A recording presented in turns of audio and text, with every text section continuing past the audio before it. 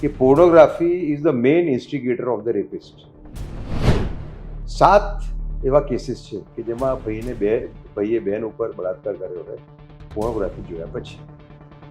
2 case એવા છે જેમાં બાપે એના દીકરી ઉપર કર્યો હોય પોર્નોગ્રાફી જોયા પછી. ને એક કેસ એટલો ભયંકર છે કે જેમાં એક માણસ દારૂ પીને પોર્નોગ્રાફી જોઈને એને એની મા ઉપર બળાત્કાર કર્યો. એટલે આખી પરિસ્થિતિ છે. એકતા કપૂર બહુ જ ખરાબ પીરસે છે. આખો એનો જે ફિલ્મનો પોર્ટફોલિયો અમે જોયો એટલું ગંદુ છે. એકની અંદર એક સાસુ છે એ વ્યભિચાર કરી રહી છે એના જમાઈ જોડે.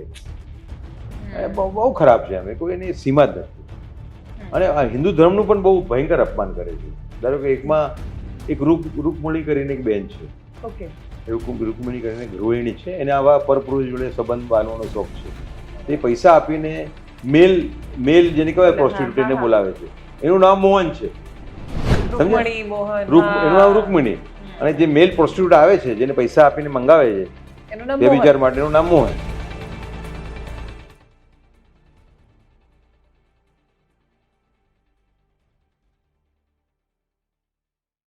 એક કિસ્સો જ્યારે આપણી આજુબાજુના કોઈ વ્યક્તિ સાથે બને ત્યારે આપણા મગજ પર બહુ જ મોટી અસર કરે છે. ઘણા બધા પ્રશ્નો છોડીને જાય છે.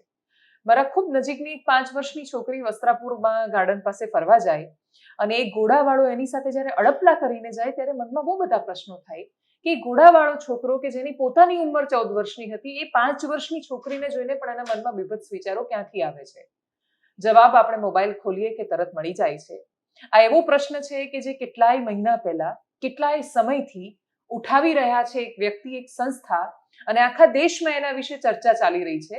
પણ કમનસીબે એ માત્ર ચર્ચા ચાલી રહી છે. એના પરિણામો એટલા નથી મળી રહ્યા જેટલા ઝડપથી ત્વરિત મળવા જોઈએ. અને એટલે જ આ વિષયને સમજવું છે.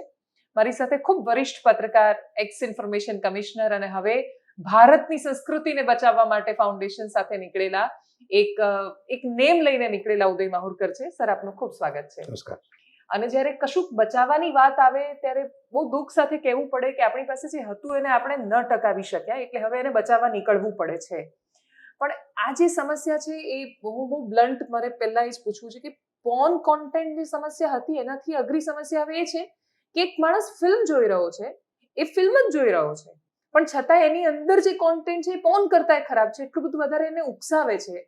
કેમ કોઈ નિયંત્રણ નથી? આ હું ફરીથી તમારી સાથે વાત કરી રહી છું અને છતાં એવું લાગે છે કે આને બહુ એક્શન્સ નથી લેવાઈ રહ્યા. મારા મનમાં પણ એક પ્રશ્ન છે આ મોટો.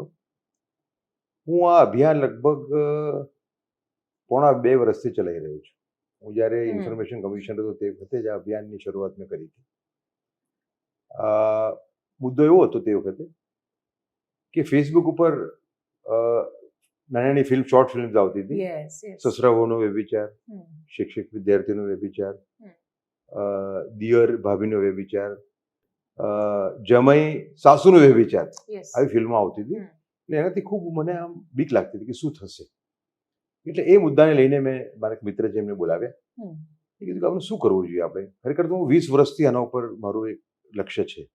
જિસ્મ નામની ફિલ્મ આવેલી વર્ષો પહેલા, એમાં બિપાશા બસુ હતી. એમાં ખૂબ એ વખતનું જે સ્ટેન્ડર્ડ હતું એના કમ્પેરિઝનમાં ખૂબ ખરાબ સીનો હતા અને બહુ ખરાબ હતું આખું. એટલે એ વખતથી મારો વિચાર ચાલતો હતો ને એના પર કામે હું કરતો હતો, પણ મને સફળતા મળતી નથી. પછી છેવટે જ્યારે કોવિડ થયું, ઓનલાઈન એજ્યુકેશન થઈ ગયું, એનો લાભ બધા ઓટીટી વાળાએ ઉઠાવ્યો આવી બધી ફિલ્મો પીરસવા માટે. એ પછી આ મિટિંગ મેં બોલાવી મારા મિત્રને. હવે અમે એક નિષ્કર્ષ ઉપર પહોંચ્યા કે હવે અત્યારે અમે એમ કહીશું કે સંસ્કૃતિ ખતરામાં છે તો બોલિવૂડનો પ્રભાવ એટલો બધો છે કે લોકો સાંભળે નહીં આપણા. માટે આપણે એને રેપ જોડે લિંક કરવી પડશે. જો આપણે પ્રૂવ કરી શકીએ, સાબિત કરી શકીએ કે બળાત્કારનું મુખ્ય કારણ આ છે તો કદાચ આપણે સક્સેસ થઈ શકીશું. અને એ પછી એક ફિલ્મ મેં બનાવડાવી. આપણા અમદાવાદના જ છે મનીષ બરડિયા અને વૈશાલી શાહ, મૂવિંગ પિક્સેલવાળા. એ લોકો એક ફિલ્મ બનાવી. આ વાત છે ડિસેમ્બર 2022ની, મારા કહેવાથી. અને એ ફિલ્મ વાયરલ થઈ ગઈ. એક લડકી નામ છે ફિલ્મ. અને એમાં એક દીકરી છે 12 વર્ષની, એ વાત કરી રહી છે એવા લોકો જોડે જે આવું પીરસી રહ્યા છે. ને એમને કહે છે કે તમે તો પીરસીને જતા રહો છો, પણ ભોગ બની છે અમે દીકરીઓ. 3 વર્ષની, 9 વર્ષની, 12 વર્ષની, શું તમારી દીકરી નથી? અને છેલ્લે એમ કહે છે કે તમે દેશના દુશ્મન છો, તમે દેશના વિલન છો. જે મારી ભાવના હતી કે જે લોકો આવું પીરસે છે એ દેશના દુશ્મન છે. એ લોકો અલાઉદ્દીન ખિલજી, મોહમ્મદ તુગલક કરતાંય વધારે ખરાબ લોકો છે. એ લોકો આપણું સંસ્કૃતિ તોડી ના શકે, આ લોકો તોડી નાખશે. તો હવે લગભગ પોણા 2 વર્ષ થઈ ગયા અભિયાનને. થોડી સફળતા મળી છે અમને, કારણ કે આ એક નેશનલ ઇશ્યુ બની ગયો છે હવે. લગભગ 10 મહિના પહેલા સરકારે અમારા અભિયાનના કારણે, હું માની લઉં છું, લગભગ 18 OTT અને 57 સોશિયલ મીડિયા પ્લેટફોર્મ બેન કર્યા હતા. પછી એક એકતા કપૂરની એક ફિલ્મ છે 2020ની, 3X સિરીઝ કહે છે એને. એમાં એક પુરુષ છે જેના વ્યભિચારી સંબંધ એની દાદી જોડે છે, એની ઓર્મન માં જોડે છે, એની કાકાની ઓર્મન માં, કાકાની દીકરી જોડે છે, અને ભાભી જોડે છે, અને સીન જોડે છે. એના ઉપર ખૂબ ઉપાડ્યું અમે. અને જે ગ્રીવન્સ રિડ્રેસલ મિકેનિઝમ છે ઓટીટીમાં કંઈક છે જ નહીં આમ તો જોવા જઈએ તો, પણ જે કંઈ છે એમાં ઉપાડી અમે વાત, અમારા ફેવરમાં જજમેન્ટ આવ્યું અને આખી સિરીઝ એને વિડ્રો કરવાની ફરજ પડી. 2020ની જે સિરીઝ હતી. અચ્છા, એ વિડ્રો થઈ ગઈ? એ વિડ્રો થઈ, પણ વિડ્રો શું ગઈ તો માર્કેટમાં ચાલે જ છે, એના પ્લેટફોર્મ પર નહીં મળે. એવું બની શકે. એટલે સફળતા થોડી મળી છે અમને, પણ જોઈએ એ રીતે નથી મળી. કારણ કે અમે સરકારમાં અશ્વિની વૈષ્ણવજીને, અચ્છા, બીજા ખૂબ સંશોધન અમે કરેલું છે. હવે છે ને, હવે અમારી ઉપર માસ્ટરી થઈ ગઈ છે. કોઈ અમને કહે કે ભાઈ તમે બળાત્કારને એની જોડે કેવી રીતે લિંક કરો છો, તો અમારા પાસે એટલું બધું મટીરિયલ છે. કેમ કે થઈ રહ્યું છે, રોજે થઈ રહ્યું છે. બીજું અમે આર્ટ સ્ટડીઝ ભેગી કરી છે. એમાં ટેડ બંડીનું એક એક્ઝામ્પલ છે. ટેડ બંડી કરીને એક મોટામાં મોટો રેપિસ્ટ કિલર થઈ ગયો અમેરિકાનો, અને એને 30 લેડીઝનું રેપ કરીને એમને મારી નાખ્યા હતા. અમેરિકાનો most notorious serial rapist killer ગણાય છે. એ માણસે ફ્લોરિડા જેલમાં મોતની સજા થઈ હતી. મરતા પહેલા એને એક ઇન્ટરવ્યૂ આપ્યો. એમાં મેં કીધું હતું કે હું સારા ઘરમાં મારો જન્મ થયેલો, સારી રીતે મારો ઉછેર થયો, પણ મને નાનપણમાં પોર્નોગ્રાફી જોવાની આદત પડી ગઈ. અને પછી પોર્નોગ્રાફી હું પછી આવી રીતે લેડીઝને ટાર્ગેટ કરવા અને છુપાવવા માટે, બચવા માટે એમને મારી નાખતો હતો. એટલે પછી એમ કીધું કે હું જ્યારે ફ્લોરિડા જેલમાં આવ્યો તો અહીં પણ બળાત્કારના આરોપીઓ હતા. એમને પૂછ્યું, તમે બધા એક જ નિષ્કર્ષ પર પહોંચ્યા છીએ કે pornography is the main instigator of the rapist. એના કરતાં બીજું દાખલો હોઈ ના શકે. અને હવે તો રોજે આવ્યા. હું તમને કહું, છેલ્લા 3 મહિનામાં 7 એવા કેસીસ છે કે જેમાં ભાઈએ બહેન ઉપર બળાત્કાર કર્યો હોય પોર્નોગ્રાફી જોયા પછી. 2 કેસ એવા છે જેમાં બાપે એના દીકરી ઉપર કર્યો હોય પોર્નોગ્રાફી જોયા પછી. ને એક કેસ એટલો ભયંકર છે કે જેમાં એક માણસ દારૂ પીને પોર્નોગ્રાફી જોઈને એને એની મા ઉપર બળાત્કાર કર્યો. એટલે આખું પરિસ્થિતિ ખરાબ છે. હવે અમે આ વિશે ખૂબ સંશોધન કર્યું. એક્સ, પ્રાઇમ વિડીયો, નેટફ્લિક્સ, આ બધા જ પીરસી રહ્યા છે. નેટફ્લિક્સની અમે લગભગ 125 ફિલ્મો ચકાસી. 125 ફિલ્મો. એ પોર્નોગ્રાફીની ફિલ્મો નથી, પણ પોર્નોગ્રાફીના શોર્ટ્સ છે અંદર. દેખીતી રીતે પોર્નોગ્રાફી નહીં દેખાય તમને, પણ પોર્નોગ્રાફીના ઓપન શોર્ટ્સ છે ફિલ્મની અંદર. એ અમે આપ્યું આખું વૈષ્ણવજીને લખીને, સેક્રેટરીને લખીને, પણ કોઈ રિસ્પોન્સ અમને મળ્યો નહીં. હા, એક ફિલ્મ હમણાં લેટેસ્ટ છે આની, હોઈચો ટીવી કરીને છે. હોઈચો ટીવી, જેમાં ભાઈ બહેન, હા, એટલે ખરાબ પરિસ્થિતિ છે આખી. બરાબર. પછી મેં કમ્પ્લેન્ટ દાખલ કરી. હોઈચોઈમાં પણ આ બહુ જ કોન્ટેન્ટ આવે છે. Yes yes. ના, એટલે આમાં ટોટલ ઓટીટીનું સીન એવું છે કે લગભગ 800 ની ઉપર એવું ઓટીટી છે. એમાં અમુક સારા પૈસાવાળા છે ને અમુક પેલા છે ગમે તે.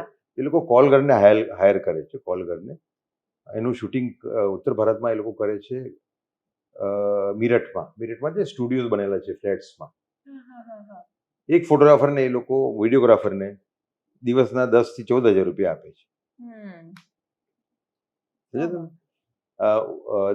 મધ્ય ભારતમાં એનું કેન્દ્ર છે મુંબઈ, દક્ષિણ ભારતમાં છે હૈદરાબાદ અને ચેન્નઈ.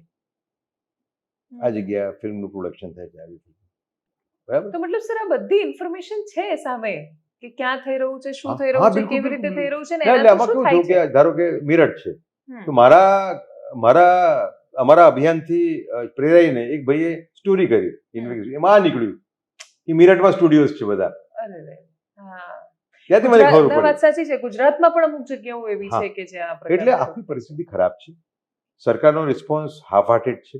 હમ, હમ. મેં હમણાં દિલ્હી પોલીસમાં 3 કમ્પ્લેન્ટ કરી, એક્સની સામે, એક નેટફ્લિક્સની સામે અને એક ઓલ્ટની સામે, એકતા કપૂરની ફિલ્મ. બરાબર. હમ, હમ. પ્રૂફ જોડે બધા સીન અટેચ છે અંદર, છતાંય પોલીસે અમને જવાબ નથી આપ્યો. પછી અમે આરટીઆઈમાં ગયા, ઓહો. પોલીસે અમને જવાબ જ ના આપ્યો. એટલે પેલું જે નવું લો આવ્યું છે આઈપીસીની જગ્યાએ, એને પેલી પોલીસ ગોળીને પી ગઈ. એને જવાબ આપવો પડે ને મને હા, કે ભાઈ એફઆઈઆર થાય છે કે નહીં. જવાબ જ ના આપ્યો મને. અને પછી જ્યારે મેં આરટીઆઈ નાખી ત્યારે એમાં એવું જવાબ આવ્યો કે આરટીઆઈમાં જવાબ આપવો પડ્યો. મને જવાબ ના આપ્યો, હજુ મને જવાબ મળ્યો નથી. ના આપ્યો હોય મારા માટે બહુ આશ્ચર્યની વાત છે. એટલે હું ખાલસે ધ્યાન દોરું કે સર આરટીઆઈમાં જવાબ મળ્યો એમાં કે ભાઈ કોઈ ભાઈ આરટી કરી, આરટી અમારા કહેવાથી, અને એમ કીધું કે ભાઈ એક રામ ગોપાલ વર્મા વર્સિસ કંઈક કેસ હતો, એને એ જજમેન્ટને તાકીને એ લોકોએ આ નહીં ચાલે એમ ફગાવી દીધી. હવે રામગોપાલ વર્મા વિભત્સ પર પીરસતો હશે, પોર્નોગ્રાફી પીરસતો હતો ભાઈ. હા, તો પોર્નોગ્રાફી છે ભાઈ. તો પછી એટલે અમે એમાં કોર્ટમાં ગયા છીએ. હવે અમે કોર્ટમાં ગયા છીએ અને અમારી પૂરી તૈયારી છે આમાં, અને we are not targeting anybody personally. પણ જ્યારે તમે પર્સનલી ભલે ટાર્ગેટ નથી કરતા, પણ જે લોકો આમાં જે મોટા ચહેરા છે, કરવું જ પડે, જે મુખ્ય જવાબદારો છે, એમાં ઉદાહરણ તરીકે જેમ કે એકતા કપૂર છે, તો હવે એકતા કપૂરને સરકારે પદ્મશ્રી આપેલો છે, એટલે એમનું કળા અને સાહિત્યમાં યોગદાન માટે એમનું સન્માન થયેલું છે, એમની ફિલ્મો વખાણાઈ રહી છે. એટલે ચલો એક ફિલ્મ સારી છે ને કોઈ વખાણે વસ્તુ અલગ છે, પણ એ લોકોને જ્યારે આ પ્રકારનું પ્રોત્સાહન મળે ત્યારે એ લોકો તેવું જ સમજતા હોય છે ને કે અમને સરકારનું શરણ છે. એકતા કપૂરને પદ્મશ્રી આપવું એ સરકારની ભૂલ છે, એમાં કોઈ બેમત નથી. પણ પદ્મશ્રીનું જે આખું માળખું છે એ સુધારવાનું કામ નરેન્દ્ર મોદી સરકારે બહુ સારી રીતે કરેલું છે. આપણે એપ્રિશિએટ કરવું જ પડે, કારણ કે પદ્મશ્રી મને યાદ છે 2 ડોક્ટરો એવા હતા, એક ડોક્ટર હતો એક બીજો કોઈ હતો, એ લોકોએ 5-5 લાખ રૂપિયામાં પદ્મશ્રી ખરીદેલું આજથી 20-25 વર્ષ પહેલા. 5 લાખ રૂપિયા. 5 લાખ રૂપિયા. તો નરેન્દ્ર મોદીના કાળમાં તો લગભગ હું માનું છું 20% લોકો એવા હોય છે કે જે લોકોને ખ્યાલ નથી હોતો કે અમને પદ્મશ્રી મળશે. નાના લોકો એકદમ સેવા કરી રહ્યા હોય. સર એક ચપ્પલ પહેર્યા વગર આવે છે. એટલે બહુ મોટું કામ કર્યું છે એમણે, પણ આ ભૂલ છે સરકારની. સિસ્ટમ હોય છે, સિસ્ટમની અંદર કોઈ એમને ખોટી એડવાઇસ આપ્યું કે નરેન્દ્ર મોદી પોતે તો નથી આપતા, હે ને. અને બીજું કે વિરાટ કોહલી હોય ધારો કે, એ પણ હિટ વિકેટ એક દિવસે આઉટ થઈ શકે, એમાં કઈ એનો અર્થ કે વિરાટ કોહલી મટી નથી જતું. પણ એકતા કપૂર બહુ જ ખરાબ પીરસે છે. આખો એનો જે ફિલ્મનો પોર્ટફોલિયો અમે જોયો એટલું ગંદુ છે. એકની અંદર એક સાસુ છે એ વ્યભિચાર કરી રહી છે એના જમાઈ જોડે. બહુ ખરાબ છે. અમે કોઈ એની સીમા જ નથી. અને હિન્દુ ધર્મનું પણ બહુ ભયંકર અપમાન કરે છે. ધારો કે એકમાં એક રૂકમણી કરીને એક બેન છે, રૂકમણી કરીને એક ગૃહિણી છે, એને આવા પરપુરુષ જોડે સંબંધ બાંધવાનો શોખ છે. તે પૈસા આપીને મેલ જેને કહેવાય પ્રોસ્ટિટ્યુટ એને બોલાવે છે. એનું નામ મોહન છે. એનું નામ રૂકમણી. અને જે મેલ પ્રોસ્ટિટ્યુટ આવે છે, જેને પૈસા આપીને મંગાવે છે વ્યભિચાર માટે, એનું નામ મોહન.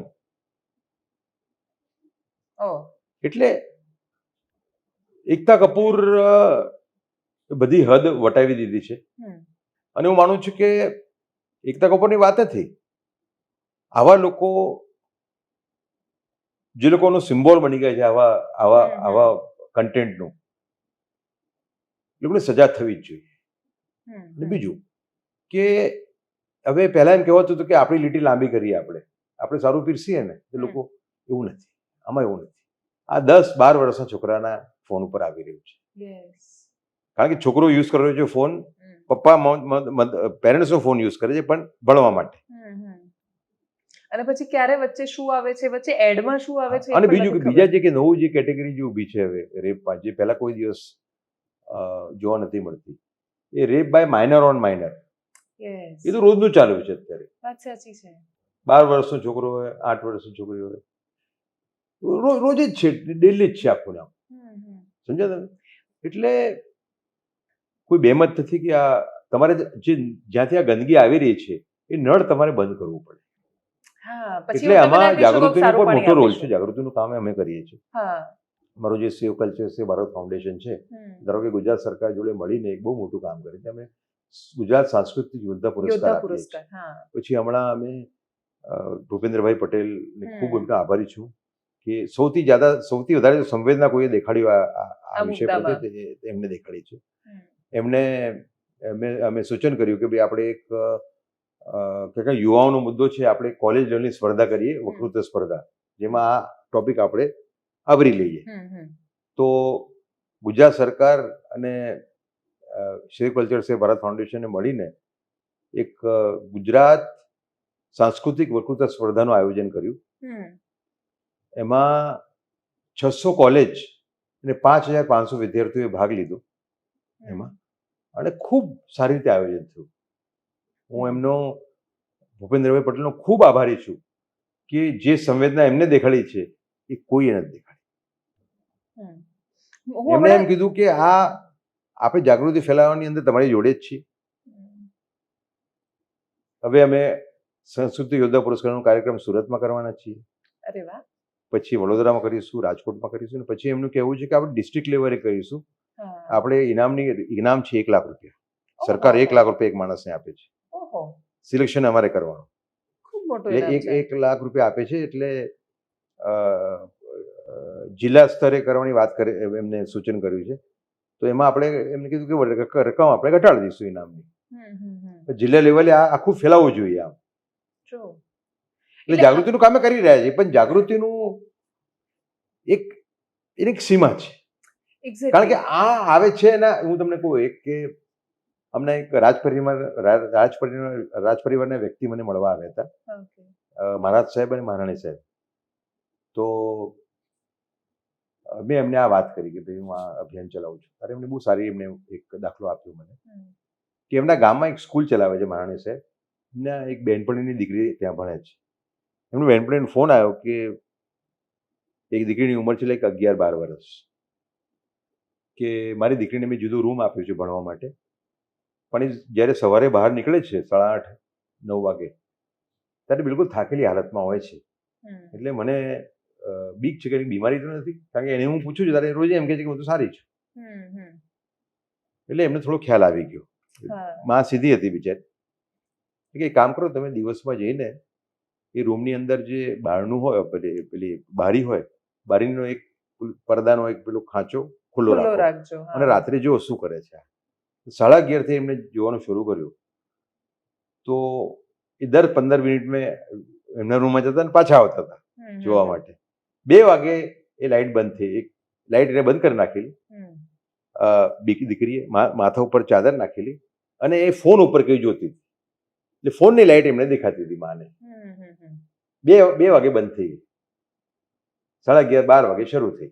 એટલે પછી એને ફોન કર્યો સવારે કે આવું મેં જોયું, કે હવે સમજી ગયો એ શું કારણ છે.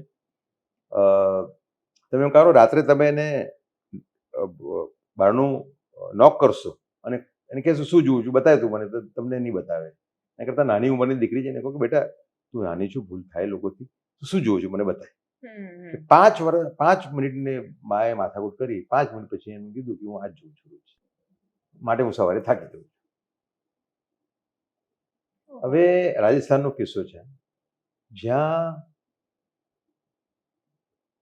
એકથી એક ઉપર સતી થઈ ગયું હોય. રાણી કર્મવતી, બહાદુર શાહે જ્યારે હુમલો કર્યો, બહાદુર શાહે જ્યારે હુમલો કર્યો, 1535માં, ત્યારે રાણી કર્મવતી, હમ, રાણા સંગ્રામસિંહના વિધવા, હમ, હમ. એમને જોહર કરેલું, હા, પદ્મિનીએ કર્યું હતું, યસ. બરાબર. હા, પછી ફરીથી થયું હતું જોહર, લગભગ અકબરે જ્યારે ઓકે. આક્રમણ કર્યું, જ્યારે 1568માં હમ, હમ, ફેબ્રુઆરીમાં. પછી એક હાડા રાણી હતી, હમ. જસવંતસિંહ રાઠોડની રાણી, ઓકે. એક લડાઈમાં જતા હતા જસવંતસિંહ, પણ હાડા રાણી નવા પરણ્યા હતા એમને, તેમનું મન નહોતું લાગતું, એટલે પાછા અડધે રસ્તેથી પાછા આવી ગયા. હા, પેલું માથું. એટલે પછી એમને હા. પોતાનું માથું કાપીને આપી દીધું. Yes. હવે આવી ભૂમિ થઈ ગઈ હોય, હમ. આવી ભૂમિમાં, એ ભૂમિમાં આવી આવી વિરાંગનાઓ થયા વીરાંગનાઓ હોય. સતીઓ થઈ ગઈ હોય, ત્યાં પરિસ્થિતિ. હમ. એટલે અમારું બહુ સ્પષ્ટ છે કે અમે મહારાણા પ્રતાપ, છત્રપતિ શિવાજી મહારાજના પ્રેરણાથી આ કામ કરીએ છીએ. હમ. આમાં અમે કોઈની શરમ ભરવાના નથી. હમ. એ મારો ભાઈ હોય, મારો ભાઈનો દીકરો હોય, અમારો કોઈ ઉપરી હોય, હમ. કોઈ મોટો ઉદ્યોગપતિ હોય, કોઈની અમે શરમ આમાં ભરવાના નથી. કારણ કે અમે એવું માનીએ છીએ કે સંસ્કૃતિ બચશે તો દેશ બચશે. બાકી દેશ અત્યારે બહુ ખરાબ પરિસ્થિતિમાં છે. આપણે એમ કહીએ છીએ કે આપણે વિકસિત ભારત થઈશું, બરાબર, હમ. તો કોઈના મનમાં શંકા નથી કે આપણે આર્થિક રૂપે, સૈનિકી રૂપે અને વૈજ્ઞાનિક રૂપે આપણે મહાસત્તા 2047 નહીં, 2037માં મહાસત્તા બની જઈશું. હમ. પણ શું આપણે સાંસ્કૃતિક રૂપ સે કંગાલ દેશ બનીશું? Will India be a culturally poorer nation? Hmm. એ આપણે વિચારવું પડશે. આપણે બધું જ હોઈશું, પણ આપણે ભારતીય નહીં હોઈએ કદાચ, જો આ જ રસ્તે આગળ ના, વધ્યા બહુ તો. ખરાબ પરિસ્થિતિ છે, હમ. બહુ ખરાબ પરિસ્થિતિ. એટલા માટે અમે બહુ જ કઠોર વાત કરી છે. અમે એમ કીધું છે કે ભાઈ, અમે એક તો મુદ્દો એ કરીએ છીએ કે ભાઈ, જો ટિકટોક રોકી શકતી હોય સરકાર, તો આ કેમ ના રોકી શકે? હા, યસ. ઈચ્છા શક્તિ જોઈએ. હમ. તમારે જે સાવરકરે એમ કીધેલું, સાવરકર, જો આપણે નાનપણમાં એક પ્રતિજ્ઞા કરતા હતા સ્કૂલની અંદર કે બધા ભારત ભારતીય મારા મારો ભાઈ બહેન દેશ. છે. હા. તમારા હવે ભાવના હોવી જોઈએ, સંવેદના હોવી જોઈએ કે મારા ભાઈ અને બહેન બગડી રહ્યા છે. હમ. હવે દેશ ને ભાઈ બહેનની વાત છોડી દઈએ આપણે. તમારો પોતાનો પ્રપોત્ર સુરક્ષિત નથી ભાઈ. એક્ઝેક્ટલી. અને તને માને પોતાની પેઢી બચાવવા માટે તમારે કરવું પડે. આ હા, સમજ્યા તમે? વાત સાચી એટલે છે. આ લડાઈ એવી છે કે લડવી જ પડે. કોઈ પણ હમ. માણસમાં લેશ માત્ર પણ દેશભક્તિ હોય, તો એણે બોલવું પડશે આ વિષય પર, એ માણસને એને આ વસ્તુની ગંભીરતા એને સમજાવવી જોઈએ. સમજાવવી જ જોઈએ. એટલા માટે અમે લો ઓફ એથિક્સ કોડની વાત કરી છે. અમે એમ કહીએ છીએ કે સરકાર એક લો ઓફ એથિક્સ કોડનું ગઠન કરે, હમ. જે નક્કી કરે એક કમિટી દ્વારા મર્યાદા હમ. દરેક ઓડિયોવિઝ્યુઅલ ફિલ્મમાં હમ. સીનની, થીમની, કપડાની અને ભાષાની એક મર્યાદા રહેશે. મર્યાદા. હમ. પ્રિયમ્બલમાં એવું કે હમ. એ ખરડો કાનૂન હમ. કે જે નુકસાન વિદેશી આક્રમણકારોએ ના કર્યું ભારતની સંસ્કૃતિને, એના કરતાં પણ નુકસાન આ ઘરમાં રહીને કરી આ રહ્યા લોકો છે. કરી રહ્યા છે, આવું પરિસ્થિતિ. હમ. વાત સાચી. બરાબર. અને જે આ મર્યાદાનું ઉલ્લંઘન કરે એની સામે સ્પેશિયલ કોર્ટમાં ટ્રાયલ શરૂ થાય, 4 મહિનામાં ટ્રાયલ પતે. જો કન્વિક્ટ થાય તો એને ગંભીરતા પ્રમાણે 10 થી 20 વર્ષની સજા થાય જેલમાં. આવી કલ્પના અમે કરી છે. 3 વર્ષ સુધી બેલ ના મળે એટલે કોઈ એમ કીધું કે આ તો આતંકવાદીઓ સામેનું આખું આ પ્રોવિઝન છે. મેં કીધું આતંકવાદી જ છે આ લોકો. એટલે એનાથી ઓછાય નથી આ જે લોકો. જે જે જે લોકો નાના છોકરાઓને રેપ કરવા માટે પ્રેરિત કરતા હોય એ લોકોને પોતાની ફિલ્મો દ્વારા, એ લોકો અચ્છા આમાં ફિલ્મ બનાવવાના ડિસ્ટ્રીબ્યુટર બંને. હા, કેમ કે એને એટલે પણ ખબર છે આપણે શું જે વાત વેચી કરી રહ્યો કોને છે. સજા થવી જોઈએ, હમ. તો producer, director, actor, actress, photographer, story writer, એટલે કોઈ એવું બાનું ના બ્રોડકાસ્ટર, કાઢી શકે. ડિસ્ટ્રીબ્યુટર. હમ. વોટ્સએપ વાળો પણ ડિસ્ટ્રીબ્યુટર કહેવાય એમાં. હા. વોટ્સએપ જે થી આગળ ફોરવર્ડ કરી રહ્યો છે એ એ પણ. પણ ડિસ્ટ્રીબ્યુટર કહેવાય. હમ. એટલે આ કલ્પના અમે કરી છે. કેટલા લોકોએ મને કીધું કે તમે શું તમે આ યુગમાં આવી વાત કરો છો? એવું નથી. હમ. પરિસ્થિતિ ગંભીર છે. તમારે આવા જ પગલાં લેવા પડશે. એક પ્રશ્ન જે એના કાઉન્ટર આર્ગ્યુમેન્ટમાં પૂછાઈ રહ્યા છે 2-3, એક તો એ કે મર્યાદા કોણ નક્કી કરશે, બીજું કે આમાં ફ્રીડમ ઓફ સ્પીચ એક્સપ્રેશનનું શું, ત્રીજું કે ફિલ્મ તો સમાજનું પ્રતિબિંબ છે, સમાજમાં થઈ રહ્યું છે એ બતાવી રહ્યા છે, એને એમ્પ્લિફાઈ કરી રહ્યા છે, અને ચોથું કે બહારના પણ દેશ છે ત્યાં પણ ઘણું બધું ચાલે છે, ત્યાં તો ન્યૂડ પાર્ટીઝ થાય છે, લોકો એકદમ વસ્ત્ર વિનાના જઈને પાર્ટીઝ કરતા હોય છે, તો ત્યાં તો આવું કશું નથી થઈ રહ્યું, તો આપણે માનસિકતા બદલવી જોઈએ. જ્યાં ન્યૂડ પાર્ટીઝ થઈ રહી છે ત્યાં પરિસ્થિતિ શું છે અત્યારે? ફેમિલી સિસ્ટમ છે ત્યાં? નથી, નથી, વાત સાચી. ખતમ થઈ ગઈ. હા, છોકરો જ્યારે છોકરા છોકરી 14 વર્ષના થાય છે ત્યારથી જ બહાર જતા રહે ઉડી છે, જાય છે. અને પછી એ લોકો વ્યભિચારે કરે છે, બધું કરે છે, ને લગ્ન કર્યા વિના નથી પણ કરતા, અને બાળક તો આવે છે લગ્ન વગર. સંતાન પેદા કરે છે. બરાબર. એટલે રહ્યો સવાલ ફ્રીડમ ઓફ સ્પીચનો ને એક્સપ્રેશનનો, એનું તો ઘોર આ લોકો એનું મિસયુઝ કરે છે, મિસયુઝ કરી રહ્યા છે. Abuse of freedom. અચ્છા, રહ્યો સવાલ કોણ નક્કી કરશે, તો એ એક રિપ્રેઝેન્ટેટિવ કમિટી હશે જે મર્યાદા નક્કી કરશે. ઓકે. એમાં જેમ સમાજ ફિલ્મ સેન્સરશિપ માટે એક છે હા. કમિટી. ના, જે ફિલ્મ certify જો કરે ફિલ્મ છે. સેન્સરશિપ જો મુદ્દો છે, ત્યાં પણ પરિસ્થિતિ ખરાબ છે. હમણાં રીલ્સ જે આવે છે એક્ટર હા, એક્ટ્રેસીસ હા. એટલું ખરાબ કિસિંગ સીન, હું તો કિસિંગ, હું હવે બીજું મુદ્દું ઉપાડું કે કિસિંગ શુડ બી બેન્ડ. શા માટે દેખાડે છે કિસિંગ સીન? શું જરૂર છે એની? પહેલા પિક્ચરમાં રોમેન્ટિક સીન દેખાડતા હતા પહેલા. પણ વચ્ચે ચાંદો આવી જતો હતો હા. કે ઝાડ આવી જતું હા. હતું. વાત સાચી. હા, તો સિમ્બોલિક હતું ખાસું. અત્યારે જે કિસિંગ સીન છે અત્યારે હમણાં એનિમલ ફિલ્મના શોર્ટ્સ જોયા મેં, Yes. જે રીલ્સ આવી બધી, ખરાબ પરિસ્થિતિ. વાત સાચી. અને એને પણ સેન્સર બોર્ડ પરિસ્થિતિ ખરાબ છે એકદમ.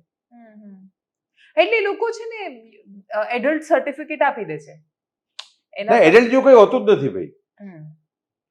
અમારે જો ભારતે પ્રતિજ્ઞાઓ લીધી 10 વર્ષમાં કેટલી બધી મહાન દેશ બનવા માટે નરેન્દ્રભાઈના નેતૃત્વ હેઠળ એક હજુ પ્રતિજ્ઞા લે કે ભારત વિશ્વનો પહેલો વિકૃત સામગ્રી મુક્ત દેશ બનશે. કેમ ના બની શકે? આપણે ત્યાં જે ગંદકી આવે છે અત્યારે ભારતમાં, બરાબર, ઓડિયો વિઝ્યુઅલના માધ્યમથી, એની 20% જ ગંદકી આવે છે મિડલ ઇસ્ટમાં. સિંગાપુરમાં પણ 20% જ આવે છે, સાઉથ કોરિયામાં પણ 20% જ આવે છે. તો આપણે 20% જ બંધ કરવાની છે, જે આપણે 80% બાજુમાં મૂકી દઈએ તો. એટલે આપણે ત્યાં આવે છે જે મટીરિયલ આવે છે ને 80% ઉપર કંટ્રોલ તો છે જ પેલા લોકોનું, આ દેશોનું, કારણ કે ઈચ્છા શક્તિ છે. ત્યાં મિડલ ઇસ્ટ ઇવન આ સાઉદી બધે બહુ જ કડક કાયદા કાનૂન છે. ને પણ આમાં તો શું વાંધો શું છે? દુબઈમાં પણ છે. હા, દુબઈમાં પણ, અને દુબઈ આટલો પ્રોગ્રેસિવ દેશ હોવા છતાં છે. પણ હમણાં દુબઈનો એક મેં વિડીયો જોયો હતો કે જેમાં દુબઈમાં જેની કલ્પના નહોતી થઈ શકતી કે બહુ જ બધા શેખ ને બાકીના બધા પોતાના કોસ્ચ્યુમમાં બેઠા છે અને ત્યાં સામે બાર ડાન્સર્સ ડાન્સ કરી રહી હતી બહુ જ ઓછા કપડામાં એ રીતે, ને કોઈએ લખ્યું હતું એના ઉપર, મેં એક્સ પર લગભગ એ વિડીયો જોયો જેમાં લખેલું હતું કે દુબઈ ઇઝ ચેન્જિંગ, એમ કે દુબઈ પણ હવે બદલાઈ રહ્યું છે. હવે હશે એવું, પણ તો આ પોર્નોગ્રાફી તો નથી જ ને. હા, નથી.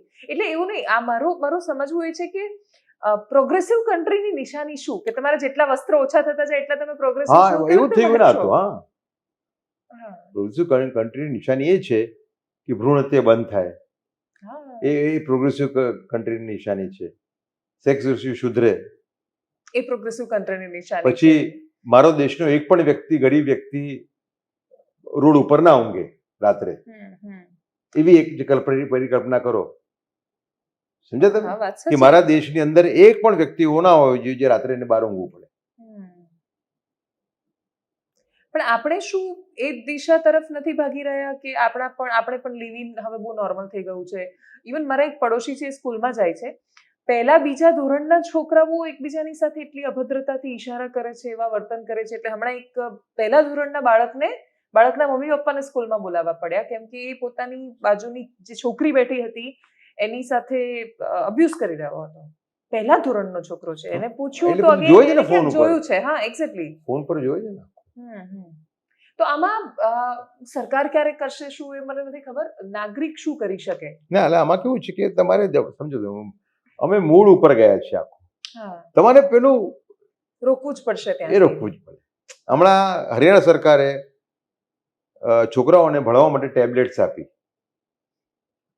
છોકરાઓએ ફિલ્ટર તોડી નાખ્યા અને એ લોકો પોર્નોગ્રાફી જોતા હતા, છોકરા છોકરી હા. સ્ટુડન્ટ્સ કોલેજવાળા, અરે સ્કૂલના. અને બહુ હોશિયાર છે આજકાલના છોકરા, એમને બધા પાસવર્ડ્સ ખબર હોય છે. બહુ ખરાબ પરિસ્થિતિ છે. મને હમણાં એ મોટા સંત થઈ ગયા, એમને કીધું કે મેં આચાર્ય ગુરુકુલ આમ ખુલ્યું છે, ત્યાં પણ મને તો બીક લાગે છે કે બહુ. હા, વાત સાચી છે. ઇવન આ ગુરુકુળ ને ત્યાંથી પણ એવા કિસ્સા સામે આવે છે કે એ નથી ખબર પડતી કે ભરોસા સાથે પણ સંતાનને ફોન કેમ ઉપર આવે છે, તમે કેવી રીતે કંટ્રોલ કરો? તમે કહો, હા. તમે સંસ્કાર એ લોકોને આપો, જ્યાં જ્યાં સારા સંસ્કાર આપો, બરાબર ને? પણ એ જો રાત્રે આ જ જોતો હોય તો શું થાય પરિસ્થિતિ? ખબર નથી કે એ ભારતીય પેદા કરે છે કે ભારતમાં એક રેપિસ્ટ પેદા કરી રહી છે. સવાલ જ કેમ નથી. કે મેં હમણાં જ એટલે જગ્યાએ લખ્યું હતું કે મારે પ્રવપત્રી હતી, અત્યારે પ્રવપૌત્ર મને થયો હા 5 મહિના પહેલા. મારી રોજની પ્રાર્થના એ છે કે મારા પ્રપૌત્ર અને મારા પ્રપૌત્રીને હનુમાન દાદા આધુનિક ખતરાઓથી સુરક્ષિત રાખે. સુરક્ષિત રાખે. વાત સાચી. શું કરું? મને બીક લાગે છે. સ્કૂલમાં જ મોકલવા જ પડશે. હા. અને એનો ભોગ કે ભાગ કશું ન બને એનો ડર લાગે છે. કાં તો ભોગ બને છે બાળકોને, કાં તો એનો ભાગ બની જાય છે. ભાગ બને. હવે આ છોકરાને તમે વાત કરી, હા. એનો ભાગ છે એનો. હા, એનો હિસ્સો બની ગયો એનો. અને એ પહેલા ધોરણનું છે, એને સુધારવાની શું સિસ્ટમ, કેમ કે એના મગજ પર કેટલી મોટી અસર રહેશે આ. એટલે આ બહુ અને એમાંય મેં આની પહેલા જ્યારે આપની સાથે ચર્ચા કરી એના પછી દાહોદનો એક કિસ્સો સામે આવ્યો. શું હતું દાહોદનું? આચાર્યએ પહેલા ધોરણની છોકરીને રેપ કરવાનો ટ્રાય કરીને પછી મારી નાખી શક્યો હતો. છોકરીએ જેવી બૂમ પાડી એટલે પહેલા ધોરણની છોકરી, સ્કૂલનો આચાર્ય, એની સ્કૂલનો. આ તો એને કરતા ખરાબ છે. એટલે આવું માંડવીમાં થયું. આશ્રમ શાળાનો એક શિક્ષક છે, ત્યાંની છોકરીઓએ મને ફોન કર્યો એટલે મને ખબર છે. આશ્રમ શાળાનો મને રાત્રે ફોન કર્યો, માંડવીની નરેણ આશ્રમ શાળા. મને રાત્રે ફોન કરીને કહે છે કે અમારો પ્રિન્સિપાલ છે, અમારો શિક્ષક છે, અને એ અમને બહુ બધી છોકરીઓ સાથે આવું કરી રહ્યો છે. અગેન એટલી બધી જગ્યાએથી આ પ્રકારના ફોન આવે અને છોકરીઓ ભરોસા સાથે કહી નથી શકતી કોઈને કે આ શોષણનો શિકાર બને છે. અને આ બધી પ્રાથમિક શાળાની આ તો ગંભીરતા સરકારે એની સમજવી પડશે. કેમ કે પોક્સો આપણી પાસે અને છે. એક જ એનો રૂપિયો એક જ છે એનો. તમારે નળ બંધ કરવું પડે. અને ટેકનોલોજીના એક્સપર્ટ જોડે પણ મારી વાત થઈ. બધા સરકારની ઈચ્છા શક્તિ હોય તો બધું થઈ બધું શકે. થાય. હા, કોઈ એમ કહે છે કે ભાઈ રેવન્યુ. મેં કીધું નરેન્દ્રભાઈ જે રીતે જે પૈસા વેડફાતા હતા કરપ્શનના માધ્યમથી, એડીબીટી કર્યું છે. એ બધું જે એને હોલ્સ બંધ કર્યા, જે છીંડાઓ હતા, એના માધ્યમથી હું માનું છું કે મેં તેમની 2 ચોપડીઓ લખી છે એમના રાજ્ય શાસન ઉપર. લગભગ ભારત 3 થી 4 લાખ કરોડ રૂપિયા વર્ષના બચાવે છે. 3 થી 4 લાખ કરોડ રૂપિયા એટલે almost 8 to 10% of the budget. 1 lakh crore રૂપિયા આપણે નહીં કમાઈએ. અને આટલો મોટો નંબર જ નથી આ. કેમ કે સારું પણ તો કોન્ટેન્ટ છે જે જોવાઈ રહ્યું છે. સારું જોઈએ છે. હજુ પણ ભજનના સાંભળવાના લોકો વધારે છે. અને એ હજી પેઢી બચી છે, જો એ પહોંચાડશે નહીં એ ભજન, એ વાતો, અથવા આપણે જે મને જે વસ્તુનો આનંદ થયો આમાં કે મેં ખૂબ જાતના રોલ ભજવેલા છે જીવનમાં. જ્યારે પત્રકાર હતો ત્યારે 2002નું જે થયું, પછી 10 વર્ષ જે ચાલ્યું આખું, એમાં મેં સાચી વસ્તુ લાવવાનો પ્રયત્ન કર્યો ખૂબ મહેનતથી. ઇંગ્લિશ મીડિયમમાં તો ઇમ્પોસિબલ હતું તે, બરાબર. અને તમે ઇન્ડિયા ટુડેમાં હતા. હું ઇન્ડિયા ટુડેમાં હતો, બરાબર. પછી દિલ્હી ગયો. દિલ્હીમાં ખૂબ સારી સ્ટોરીઝ કરી. મેં ગુજરાતની પણ સારી સારી સ્ટોરીઝ કરી છે, બરાબર.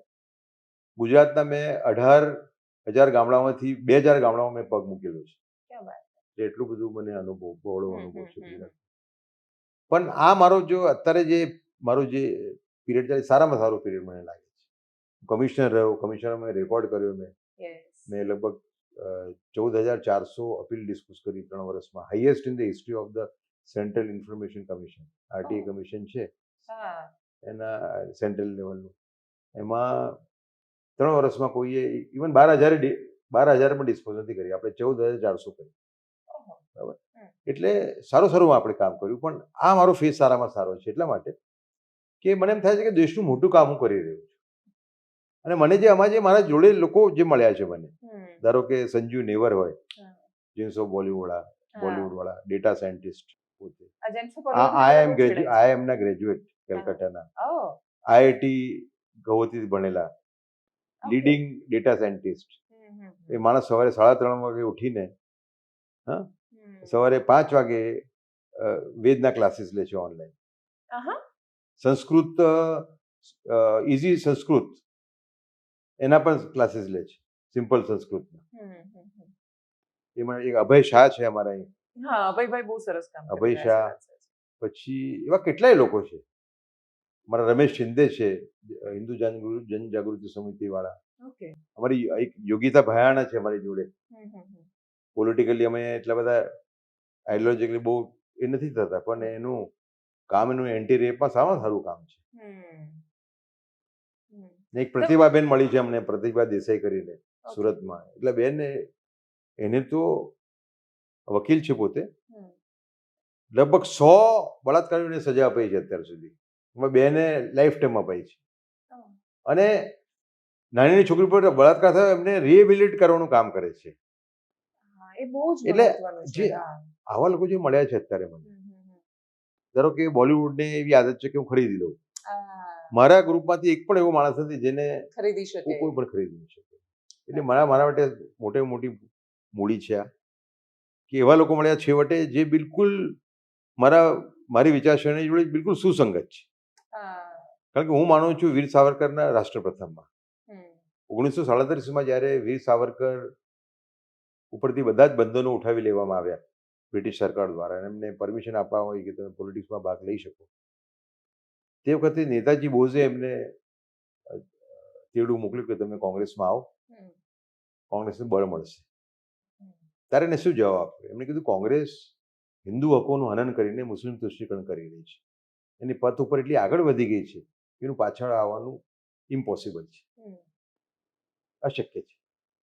માટે આ સ્ટેજે જો હું કોંગ્રેસ જોઈન કરીશ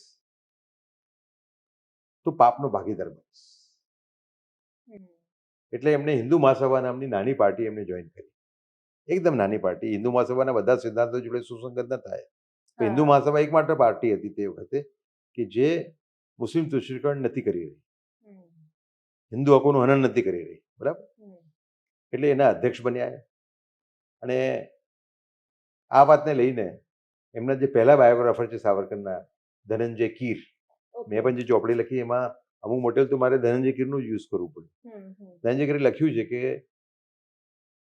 રાણા પ્રતાપે જે બલિદાન આપેલું, કે અકબરે જ્યારે રાણા પ્રતાપને તેડું મોકલ્યું કે તમે આવી જાઓ, સર્વોચ્ચ સ્થાને તમને બેસાડીશ આગ્રામાં હું.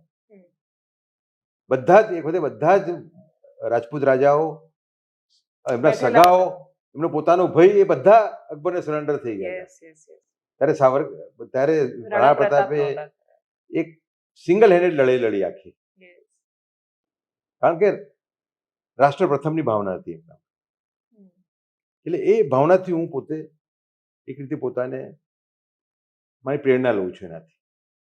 એમણે એક એવું કામ કરવું જીવનમાં, જે મોટું કામ, જેનાથી આપણે કંઈક કામ કર્યું એમ. બાકી માટે ગાડી અને બંગલા પાછળ બધા ભાગ્યા જ કરે છે અત્યારે.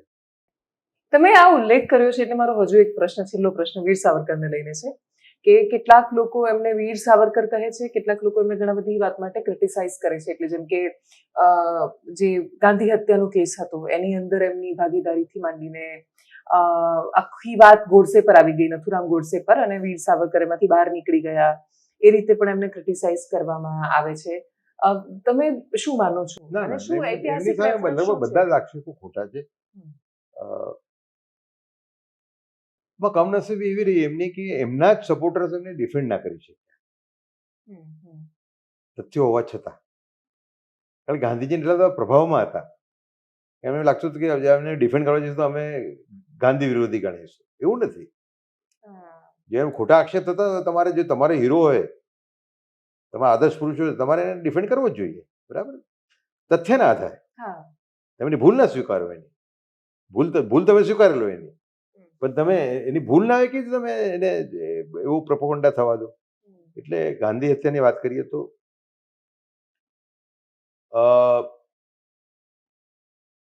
ગાંધી હત્યાના 30 વર્ષ પછી મનોહર માલગાંવકર, બહુ મોટા લેખક થઈ ગયા ઇંગ્લિશના, ખૂબ ગજાના લેખક હતા.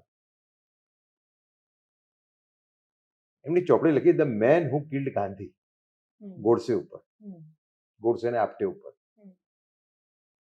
એમાં એમણે લખ્યું છે કે 1978માં 30 વર્ષ પછી, ગાંધી હત્યાના 30 વર્ષ પછી હું દિગંબર બડગેને મળવા ગયો, જે વ્યક્તિના સ્ટેટમેન્ટ ઉપર સાવરકરને અરેસ્ટ કરવામાં આવેલા.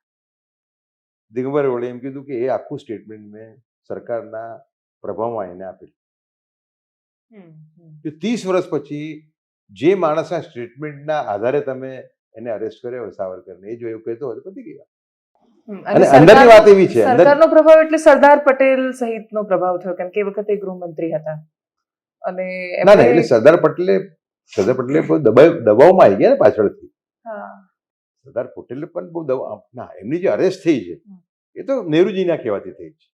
એ તો ક્લિયર છે ને, એ તો ક્લિયર છે. આપણે આ છે શું નામ એમનું, આંબેડકર, લો મિનિસ્ટ્રી પણ નતા ઈચ્છતા એ સાવરકરને અરેસ્ટ થયા. તથ્યો હતા જ નહીં. અને શું વીર સાવરકરનું સમર્થન કરવું એનો એક મતલબ એવો થાય કે ગાંધી હત્યાનું સમર્થન કરવું? એવું લોકો માની બેઠા હતા ને. ખોટું કહેવાય ને, સત્યની જોડે રહેવું જોઈએ તમારે. હા, એટલે તથ્યો એ નહોતા કહેતા કે ગાંધીજીની આટલી બધી ભૂલો હોય એ તમે એને નજરઅંદાજ કરો અને સાવરકરની 2 ભૂલ પકડેલી, એવું ના હોય ને. સમજો તમે, ગાંધીજી જે એમના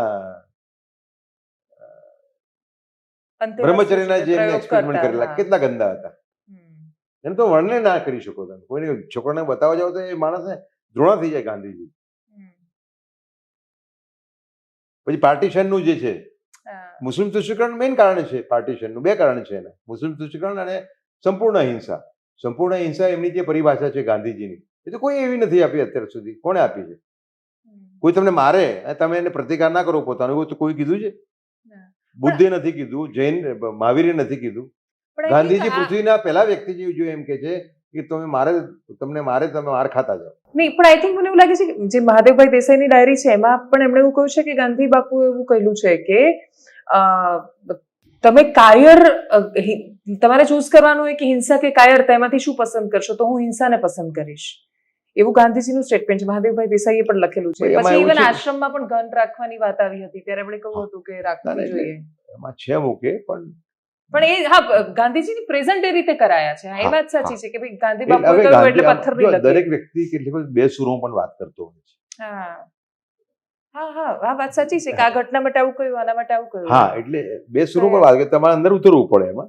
પણ અત્યારે Gandhiji is suppose two B the supporter of complete non violence, and the definition of his complete non violence is કે અમને કોઈ તમારા કોઈ વાય કે તમારા પ્રતિકાર ધરવાનો એ વાળી એ રીતે પ્રેઝન્ટ કરાયા. એટલે સુભાષચંદ્ર બોઝે કેમ ઝઘડો થયો એમની જોડે? આ જ મુદ્દે થયો. સુભાષચંદ્ર બોઝને એમની જે ડિફરન્સીસ થયા આ જ મુદ્દે થયા. ઇવન એમના જે પુત્ર હતા હરિલાલ, એમની સાથેના જે પત્રો છે એમાં પણ એ જ વાત છે કે પોતે સહમત નહોતા હરિલાલ ગાંધી બાપુનો. એ બહુ જ વિરોધ કરતા બધી વાતો પર. એટલે મેં હરિલાલના પણ એક પત્ર, એટલે દેશને જો ખરેખર એક મહાન દેશ બનવું હોય તો પોતાના મહાપુરુષનું પણ પુણ્ય મૂલ્યાંકન કરવું જોઈએ. હા, વાત સાચી છે. ધારો કે સાવરકર છે, હું સાવરકર ભક્ત છું, બરાબર? ઓકે. પણ સાવરકર ધારો કે જ્યારે ભાગલા વખતે જ્યારે હજારો હિન્દુઓ ઉપર અત્યાચાર થયા, બળાત્કારો થયા પંજાબમાં અને બંગાળમાં, ત્યારે સાવરકર એવું બોલી ગયા, એ લેખે લખ્યું એમને કે શિવાજીએ જે મુસ્લિમ સ્ત્રીને છોડી મૂકી હતી પોતાની માં ગણીને, એને મેં જે રાખી લેવા જેવી હતી, જો રાખી લીધી તો મુસલમાન આટલી હિંમત ના કરે. હું એની જોડે સહમત નથી.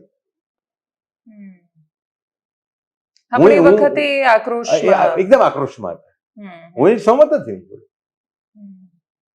એટલે ભારતે મહાન દેશ બનવું હશે તો ભારતે પોતાના જે મહાપુરુષો છે, ખાસ કરીને ગાંધીજી, એમનું પુણ્ય મૂલ્યાંકન કરવું પડશે. એટલે ગાંધીજીની સારી વાતો છે. આજે સેવાનું કામ છે એમનું ઉત્તમ કક્ષાનું, સ્વચ્છતા, ઘણું બધું એમણે. પણ આમાં કેવું છે, ગાંધીજીનું સૌથી મોટું નુકસાન ગાંધીવાદીઓએ કર્યું છે એ જડતાએ, જે એમનામાં તો એટલીસ્ટ નહોતી એવું દેખાય છે. ઉત્તમ કક્ષ. કદાચ ગાંધીજીએ કદાચ આજે તો એમને વિચારો જુદા હોય.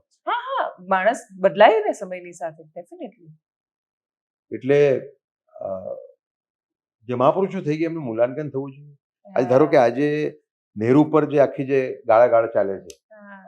હું એનો પણ સમર્થક નથી. એટલે હા સર, એ જ છે કે આજે દરેક વાતમાં નહેરુને શું કામ વચ્ચે હા, એટલે લાવવાના? ગાંધીજી પછી કાશ્મીરમાં લાવો તો નહેરુજી સમજ્યા. રોજ ગાળા મૂકે ને, હું એનો સપોર્ટર નથી. હમ.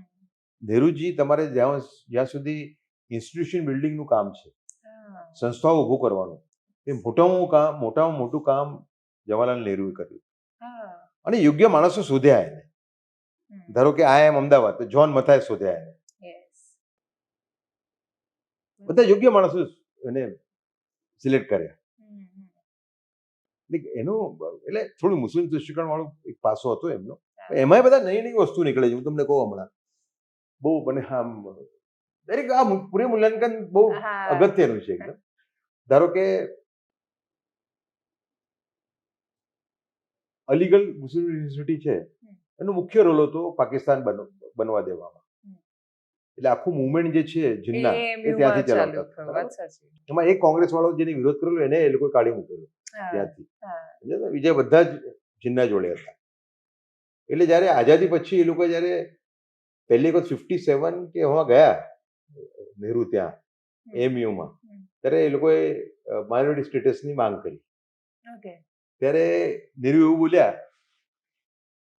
બહુ કડવું ના બોલ્યા, હા. પણ બહુ યોગ્ય બોલ્યા હમ. કે along with demands also come responsibilities. માંગો જોડે જવાબદારીઓ પણ આવે છે.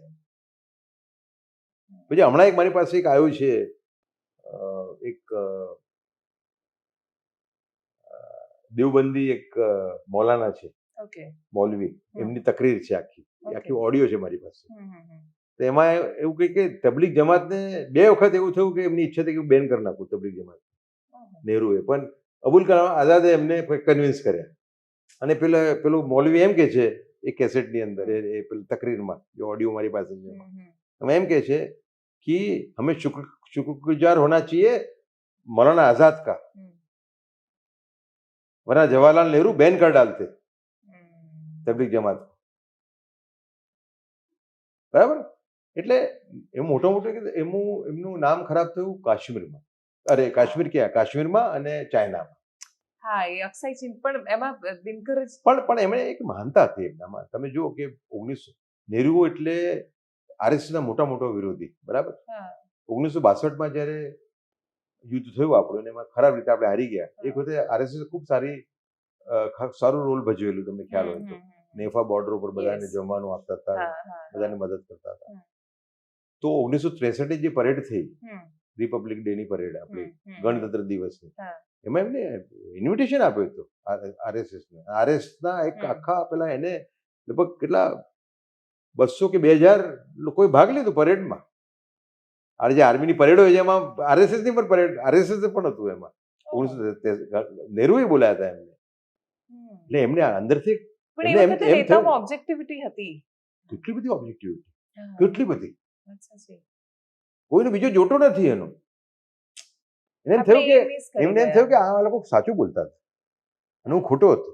હા, ને ઇવન દિનકર જેમણે એમને બહુ ક્રિટિસાઇઝ કરે, રામધારીસિંહ દિનકર, એમની પણ એક પુસ્તકમાં એમણે લખેલું છે કે એટલો બધો આઘાત લાગ્યો જવાહરલાલ નહેરુને કે પછી એ લાંબુ જીવી જ ના શક્યા આ ચીનનો. કે એમણે એવું માનીને બેઠા હતા કે હું ઉદાર છું તો મતલબ આખી દુનિયા ઉદાર રહેશે, પણ એવું ન થયું. અને then he realized કે જે લોકો ક્રિટિસાઇઝ કરતા હતા એ લોકો સાચા હતા. હા, એટલે મોટો દાખલો આ છે. RSSને બોલાવ્યો એટલે 1963ની 26 જાન્યુઆરીની પરેડમાં ભાગ લેવા માટે. And then he died. હા. ઓકે.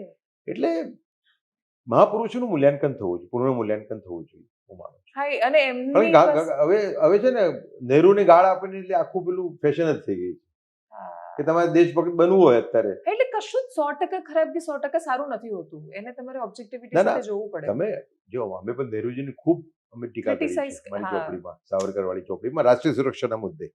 બરાબર? પણ એવું નથી હોતું એકદમ. અમુક ક્વોલિટી સારી હોય તમારે સારી કહેવી જ પડે. અને અત્યારે તો કેવું થઈ ગયું છે કે નહેરુ અને મુસલમાનને ગાળો આપો એટલે તમે હીરો થઈ ગયા. એવું નથી હોતું ભાઈ. એટલે એ લોકો વાંચતા નથી ને સર, એટલે એમને શોર્ટકટમાં ઇવન મુસલમાનના કેસમાં પણ મને એટલું બધું લાગે છે કે ગાળા જ કરો એટલે કેવી ચાલે? તમારી લડાઈ કટ્ટરવાદી મૌલવીઓ સામે છે, મુસ્લિમ સમાજ સામે થોડી જ આખા સમાજ સામે. આજે કાલે હું સ્ટેચ્યુ ઓફ યુનિટી ગયો હું ટ્વીટ કરવાનો છું હમણાં 2 દિવસમાં. ઓકે. એટલે ત્યાં સરદાર પટેલના પગ આગળ કેટલા મુસલમાનો ફોટા ખેંચાય ઓછા ઓછા 10 લોકોએ બોલો. એમાં એક કપલનો મેં ફોટો લીધો અને હું ટ્વીટ કરવાનો છું. એમના જે પગ છે એમના પગ છે ત્યાં ઉભા રહીને ફોટા ખેંચાવા એટલે મોટી વસ્તુ નથી. પણ એમાં આપણે જે પેલું જનરલાઇઝ કરીએ છીએ એમાં આપણે વધારે નુકસાન કરી રહ્યા છીએ. એટલે ખોટું કહેવાય ને. મેં પૂછ્યું એક સમીર કરીને હિના કરીને હતું પછી એને પેલું હિજાબ પહેરેલું એને પેલી છોકરીએ એની વાઈફે એ મને કે અમે તો એને મોટો માણસ માનીએ જ છીએ ને ભાઈ. તમને એવું લાગે છે કે અમે નથી માનતા? ના એટલે છે કટ્ટરવાદનું મોટું વર્ક છે બેમાં મોટું વર્ક છે કટ્ટરવાદ પણ બધા થઈ ગયા એવું નથી. હા પણ એમાંથી એટલે એ કટ્ટરવાદીઓથી એમને બચાવવાના છે નહીં કે એમને કટ્ટરવાદી બનાવી દેવાના છે. એવું કરે છે આ લોકો. વાત સાચી. બાકી કટ્ટરવાદનો મોટો વર્ગ છે અને બીમારી પ્રસરી રહી છે. કટ્ટરતા જબરદસ્ત પ્રસરી હા એટલે તમારે એમાંથી બચાવવાના છે આ લોકોને. તમે આમ એને ઘોંચપરોણા કરીને ત્યાં જ મોકલી આપો એવું ના હોય ને. હા વાત સાચી. અને એક આમાં છે તમારી જ ટ્વીટ હું જોઈ રહી હતી જેમાં તમે એવું લખી રહ્યા હતા કે દરેક ધર્મના લોકો છે જે આ આપણું જે કલ્ચર બગડી રહ્યું છે એની સામે લોકો. હા બિલકુલ મને બહુ લોકો કીધું કે તમે એને આમાં મુસ્લિમ જોડે હું નહીં કરું. હિન્દુ મુસ્લિમ આમાં નહીં કરું. કારણ કે મને તો મુસ્લિમો મળે છે એ લોકો વધારે સપોર્ટ કરે છે ભાઈ. એટલે કે હવે હિજાબ પહેરે છે તો અમારે કોઈ કંટ્રોલમાં નથી. ફોન ઉપર જોયા જ કરે. વાત સાચી છે. હિજાબ પહેર્યો હોય ને જોતા હોય છે. હિજાબ એટલે પવિત્રતાની નિશાની એવું કેવું છે લોકો.